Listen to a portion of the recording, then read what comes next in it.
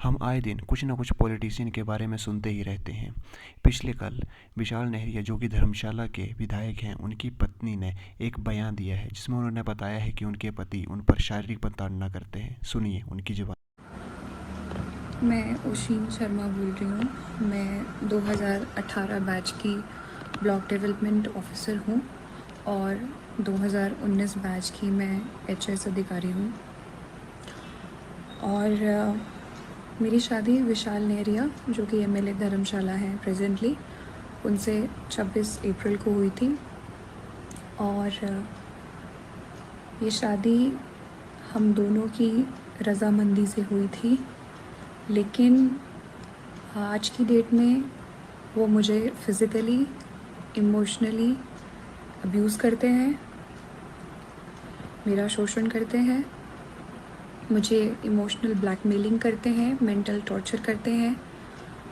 कल उन्होंने अपने परिवार के सामने मुझे बहुत ज़ोर से मारा, 3 थप्पड़ मारे और मैं बिस्तर से नीचे गिर गई।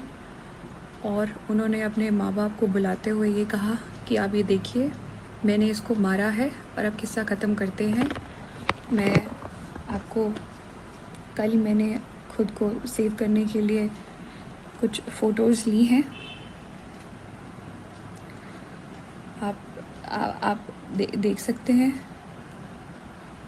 कि उनकी उंगलियों के निशान मेरे चेहरे पे हैं और मेरे पूरे फेस में बहुत ज़्यादा पेन है। मैंने खुद को बचाने के लिए खुद को कमरे में बंद किया और अपने पेरेंट्स को उसी समय कॉल किया और वो लोग मुझे वहाँ से ले गए। मैं बहुत ही ज़्यादा मेंटली परेशान हूँ, क्योंकि कॉलेज में हम लोग साथ थे, लेकिन उसके बाद इनकी इन्हीं हरकतों की वजह से, क्योंकि कॉलेज में भी ये मुझे मारते थे, मैंने इन्हें छोड़ा और मैंने अपनी ज़िंदगी में आगे बढ़ी। लेकिन एमएलए बनने के बाद ये फिर मेरे पास आए और 2019 में आए और मुझे निरंतर शादी के लिए बोलते रहे। मैं 2021 तक मैंने इन्हें मना किया, लेकिन 2021 में मुझे लगा कि शायद ये एक जेन्युइन इंसान है और शायद ये मुझे भूल नहीं पाए हैं कॉलेज से। मैंने इन्हें मौका दिया, लेकिन इन्होंने मेरा बहुत ही नाजायज़ फ़ायदा उठाया है। शादी के चौथे दिन ही इन्होंने मुझे घर से बाहर निकाल दिया। इनके पेरेंट्स उस समय नहीं थे और घर से बाहर निकाल दिया सुबह 4 साढ़े 4 बजे, जब मैं कोविड पॉजिटिव थी, और कहा कि वो सामने रास्ता है, तू चली जा वहाँ पे। और मैं वहाँ चली गई। मैंने कहा मुझे फ़ोन दे दीजिए, इन्होंने मुझे फ़ोन भी नहीं दिया। मैं सड़क पर बैठ गई। आई वॉज़ वेटिंग कि कोई आएगा तो मैं फ़ोन लूँगी, अपने पेरेंट्स को कॉल करूँगी। ये वहाँ आ गए।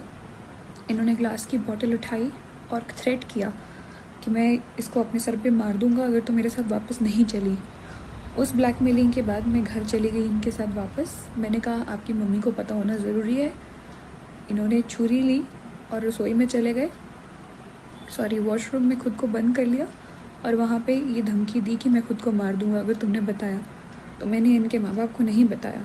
इनके माँ बाप, स्पेशली इनकी माँ, पिता इनके बीमार थे, तो मेरी उनसे कोई शिकायत नहीं है। इनकी माँ ने मेरी फैमिली को इतनी बार बुला के जलील किया है और ये झूठे एलिगेशंस लगाए हैं कि मैं इनके लड़के को मारती हूँ। इनके लड़के ने भी मेरे पे फॉल्स एलिगेशन लगाए हैं कि मैं इन्हें अब्यूज़ करती हूँ, मैं इन्हें मारती हूँ। मैं अगर इन्हें मारती हूँ तो आप ये मुझे बताएं, क्या ये इस प्रकार के आदमी हैं कि एक मार खाएंगे? इन्होंने मुझे फरवरी 2021 में भी, चंडीगढ़ में थे हम होटल में, बहुत मारा। उस वक्त ये ड्रंक थे। इन्होंने मुझे आधे घंटे तक पीटा। इस इंसिडेंट के बाद भी जब मैंने कहा कि मैं पुलिस जाऊंगी तो इन्होंने मुझे वहाँ पे इमोशनल मैनिपुलेशन करके रोक लिया। जब मैंने शादी से मना किया तो इनकी माँ और मासी दोनों मेरे ऑफिस में आके इन्होंने भी यहाँ इमोशनल ड्रामा किया और वो रोई। और मुझे एज ए ह्यूमन लगा कि शायद मुझे एक चांस और देना चाहिए। मेरे माँ बाप को इन्होंने बहुत जलील किया। ये धमकियाँ दी हैं कि कभी कभी आपकी लड़की अगर हमारे घर में अकेली आ गई और तो हम पुलिस बुला लेंगी। और ये सुपरस्टिशियस बातें करते हैं ये लोग। चेले को बुलाएंगे, उसको बुलाएंगे, वो बताएगा कि इस लड़की ने हमारे बेटे को मारा है कि नहीं। इनकी मदर को ये नहीं पता कि ये मुझे किस तरह से थ्रेट करते हैं, इमोशनल ब्लैकमेल करते हैं कि ये खुद को कुछ कर देंगे। और मेरे सामने सामने इन्होंने खुद को सर पे स्टील की बॉटल भी मारी। जिस रात मैंने इनसे ये पूछा, जब इन्होंने मुझे बताया कि सुबह इन्होंने और इनकी मम्मी ने कहीं निकलना है, तो एज अ वाइफ मैंने सिर्फ इतना पूछा कि आप कहाँ जा रहे हैं। इनका कहना था कि माँ ने मना किया है बताने से।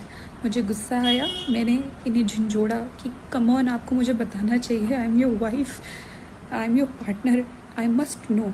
ये उठे और इन्होंने स्टील की बोतल अपने सर पे मार ली। उस स्टील की बोतल में आज भी डेंट है।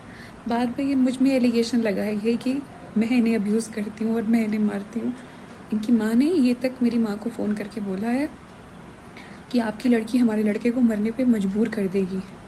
मेरा ये वीडियो बनाने का एकमात्र ये मकसद है कि मैं सबसे, पुलिस से और सभी से सिर्फ अपने अपने परिवार की सेफ्टी चाहती हूँ।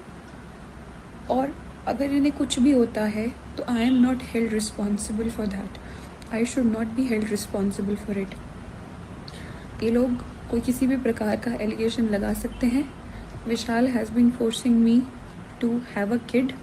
I have told him numerous times that he is not mentally fit to be a father, and he has been forcing me.